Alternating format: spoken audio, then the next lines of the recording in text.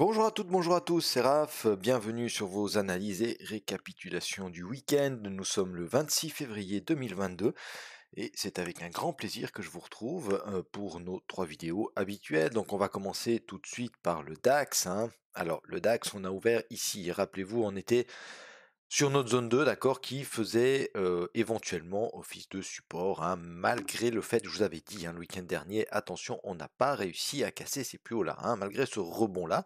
On avait eu un beau rebond sur notre zone intermédiaire, on n'avait pas réussi à casser les plus hauts. Donc qu'est-ce qui s'est passé? Eh bien, premièrement, on a tenté de remonter un tout petit peu, et puis après, ben voilà, ça s'est gâté entre la Russie et l'Ukraine, c'est principalement ça hein, qui nous a envoyé violemment à la baisse. Alors notre zone intermédiaire ici, eh bien, elle a clairement cassé, hein, la SAM, elle a cassé, elle a même été cassée et retestée, d'accord. Mais dans un premier temps, quand même, on a eu un joli rebond sur notre zone 3. Hein, souvenez-vous, on avait mis cette zone 3 là sur les 14 004, 14 005. On a eu ce beau rebond et on est venu retester quoi? Eh bien, on est venu retester la zone ici intermédiaire qu'on avait cassée, hein, d'accord? Clairement, cassure, retest.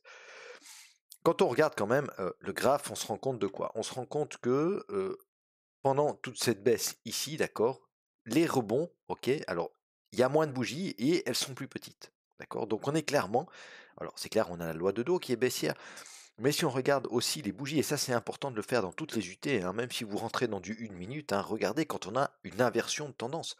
Ok, attendez, au lieu d'essayer de rentrer, par exemple, si on cherche un rebond, au lieu d'essayer de rentrer pile sur la zone, alors ça se fait, hein, on peut rentrer en agressif, après on prend plus de stops, des plus petits stops, et puis plus de gains, enfin, etc. C'est une manière de trader, mais attendez de voir, ok, de rentrer par exemple sur, voilà, qu'on voie clairement une inversion de la loi de dos, au moins dans les bougies, ok, si ce n'est pas carrément dans les mouvements.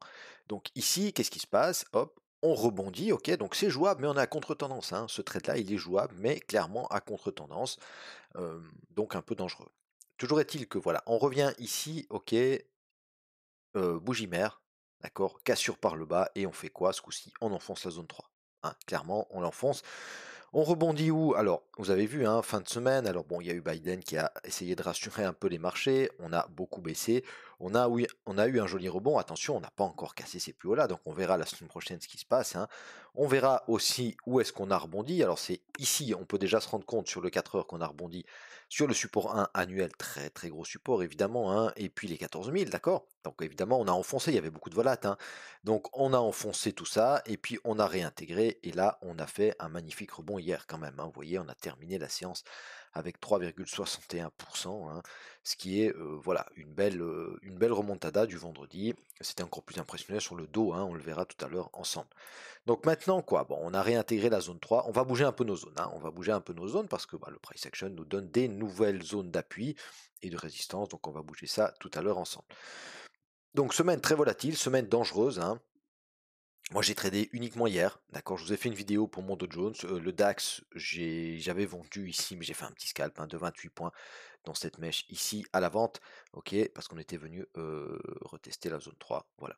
Donc la semaine prochaine, attention, hein, on sera quand même attentif. Alors, il y aura en plus le mois de mars qui va commencer, hein, donc nouveau point pivot, etc., etc., nouveau niveau, voilà. Donc attention, géopolitiquement, c'est toujours très instable. Est-ce que maintenant, hein, toute cette baisse qu'on a eue là depuis plusieurs semaines, quasiment depuis le début de l'année, est-ce que ça nous a permis de pricer tout ça et puis que finalement on va se dire bon allez, on a déjà assez perdu, on était à 16 000, on est venu taper les 14, on va gentiment remonter ou pas, à voir, on pourrait très bien venir aussi s'appuyer une deuxième fois ici sur cette zone, hein, pour être vraiment sûr qu'on ne veut pas aller plus bas. On verra tout ça la semaine prochaine. Alors on va regarder notre graphe en mensuel, hein, comme la semaine prochaine, on va attaquer le mois hop, de mars.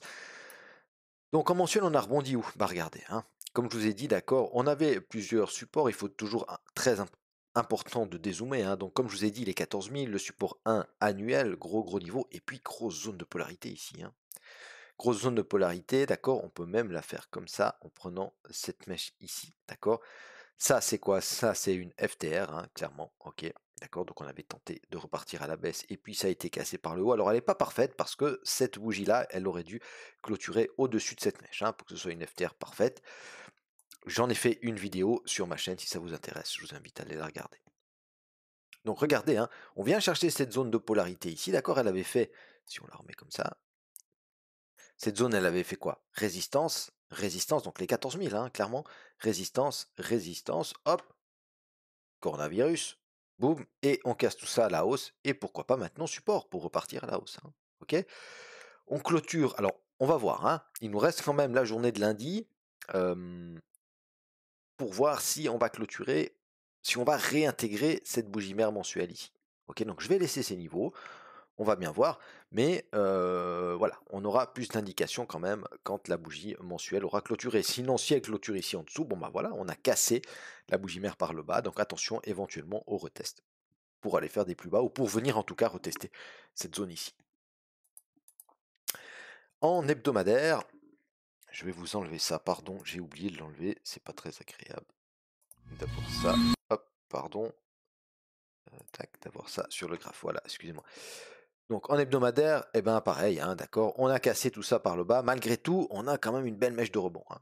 On a une belle mèche de rebond, alors va-t-on réintégrer tout ça pour finalement repartir tranquillement à la hausse, hein, ou alors est-ce que c'est juste une réaction et puis qu'on va continuer à baisser? Bah on verra tout ça la semaine prochaine. Soyez prudents quand même, on a cassé un gros niveau, hein. Ok, on a cassé un gros niveau en hebdo, c'est la première clôture hebdo qu'on a en dessous de ces 14 800, ok, depuis la dernière clôture en dessous, elle était là, et c'était le 15 mars 2021, donc ça fait quasiment une année, hein. Ok, donc on a tenu pendant une année ces niveaux. Là, on vient chercher, alors ça pourrait très bien être une accumulation, hein, d'accord.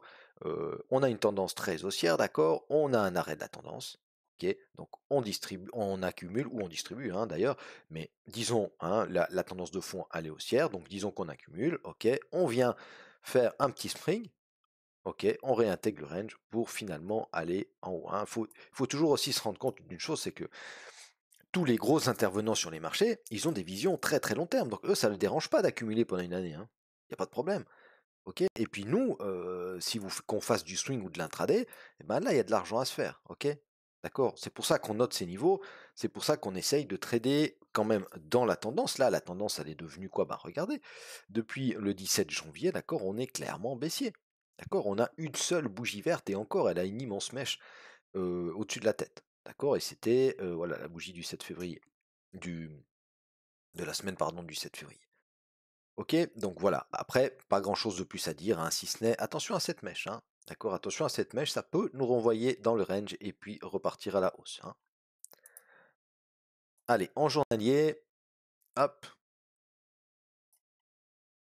Alors, on va essayer de faire ça assez clairement. Donc, je ne vais pas effacer ces zones encore pour l'instant, hein. Alors ça deviendrait éventuellement une zone de résistance, hein. Hop. D'accord, la zone des 15 000, hein, qu'on a cassée, on a déjà retesté une fois, mais on pourrait venir la retester une seconde fois. Ok, on n'a pas de divergence du RSI pour l'instant en tout cas. On va voir, hein, semaine où il y avait beaucoup de volatilité. Vous avez vu ces grosses bougies, hein, que ce soit lundi, mardi, mercredi. Alors c'était un peu moins, il y avait un peu moins de volatilité mercredi, mais ensuite regardez, hop, jeudi, vendredi, voilà, il y a beaucoup de volatilité, donc c'est dangereux, hein, c'est dangereux. En général, voilà, nous qui sommes des petits retail, alors si vous avez un gros compte, j'entends 100 000, 200 000, 300 000 euros, ça c'est des gros comptes. Oui, on peut se mettre en sous-levier et puis avoir des gros stops pour jouer des gros mouvements. Ok, mais si c'est pas le cas, eh bien, vaut mieux rester à l'écart, hein. Moi, cette semaine, j'ai fait, je vous dis, j'ai fait, mais très peu, hein. Un tout petit peu hier, à l'achat sur le dos, vous pouvez aller voir ma vidéo si ça vous intéresse, et puis à la vente sur le DAX, mais voilà, je sécurise super vite, et je suis vraiment très prudent, hein, d'accord? Vaut mieux ne pas trader et ne pas perdre d'argent, ok, que vouloir absolument trader, être dans le marché. Je sais que c'est tentant, hein, je sais que c'est tentant parce que bah, quand il y a des grosses bougies, il y a beaucoup de points à se faire.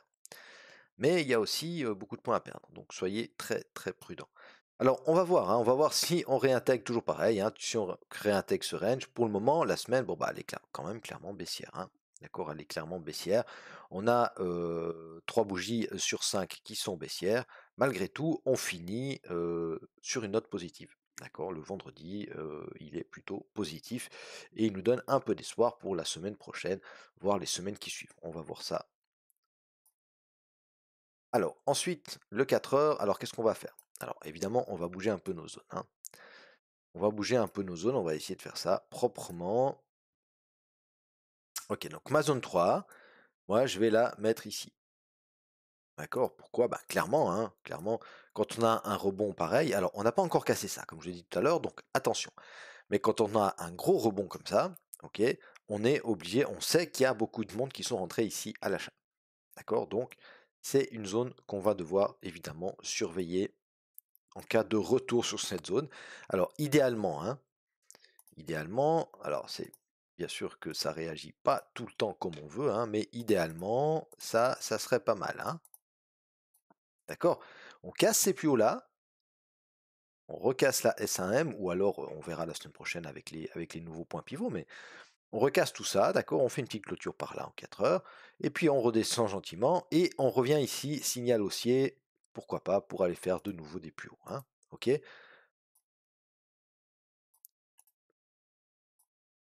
Tac, on efface tout ça. Allez, on va prendre ça, ça va aller plus vite. Voilà.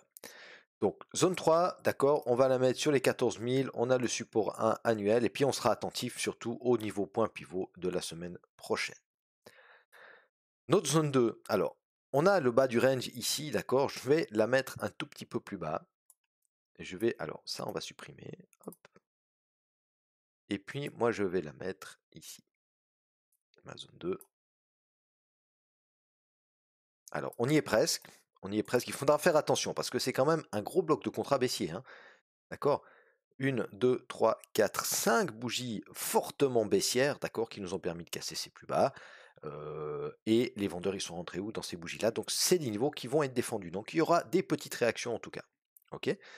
Ou alors, carrément, une reprise de la tendance moyen terme qui est clairement baissière. D'accord? Donc, zone 2, zone 3. Et puis, notre zone 1, on va la baisser également. On va la mettre ici. Donc, ça, on supprime. Allez, on supprime ça aussi. Et puis on va mettre une zone de résistance ici. Ok. Pourquoi 15 400, 15 500, et puis on a, alors attention, la zone 2 elle pourrait être appuyée par la moyenne ou éventuellement la zone 1, hein, si on remonte gentiment et que la moyenne remonte aussi. Donc ça c'est la moyenne 200, hein, équilibre du prix. Donc la zone 1 je la mets là. Ok. Alors on peut casser tout ça à la hausse, hein. Donc dans le cas où on repart, où c'est vraiment, voilà, on a tapé le bas, on repart à la hausse. Alors est-ce qu'on a une petite div? Je vais regarder. Non, pas vraiment, hein. Pas vraiment. Alors c'est une petite div un peu cachée, c'est-à-dire que ici on fait un plus bas, d'accord, sur le cours. Donc ce plus bas là est plus bas que celui-ci. Et puis ici pas vraiment, hein. D'accord, ils sont quasiment à la même hauteur. Ok, donc ce serait validé, hein. À voir si ça nous donne. Après, moi, elle n'est pas dans mes critères, hein. 47, elle devrait être à 40, le bruit devrait être à 40, voilà. Mais bon, il y a beaucoup de volades, donc il faut être aussi un peu plus large avec les critères. Voilà, donc zone 1, cette zone-là, d'accord. Si on casse la zone 2 et qu'on vient se réappuyer dessus, pourquoi pas, essayer d'aller chercher la zone 1, hein. Donc si on casse la zone 2, vous me la mettez en vert. Ok, donc c'est-à-dire que ça deviendrait une zone de support à ce moment-là. Et puis, si on recasse la zone 1, eh bien, on fera attention à la clôture annuelle, hein. Ok, je ne la mets pas en rouge, mais on fera attention à cette clôture-là. Voilà mes amis, alors je vais essayer de vous faire ça, hop, voilà, ok. Ok, donc zone 1, zone 2, zone 3. Je vous remercie tous et toutes de m'avoir suivi une fois de plus. Je vous demande simplement juste de me mettre un petit pouce bleu et puis de partager mes analyses, s'il vous plaît. Et je me réjouis de vous retrouver soit dans le courant de la semaine prochaine. Alors la semaine prochaine, j'ai ma femme et mes enfants qui sont en vacances, donc j'aurai moins de temps pour trader. Donc voilà, si j'ai du temps, je vous ferai des lives et des trades du jour. Et puis sinon, on se retrouve le week-end prochain avec grand, grand plaisir. Merci à tous, salut, bye bye.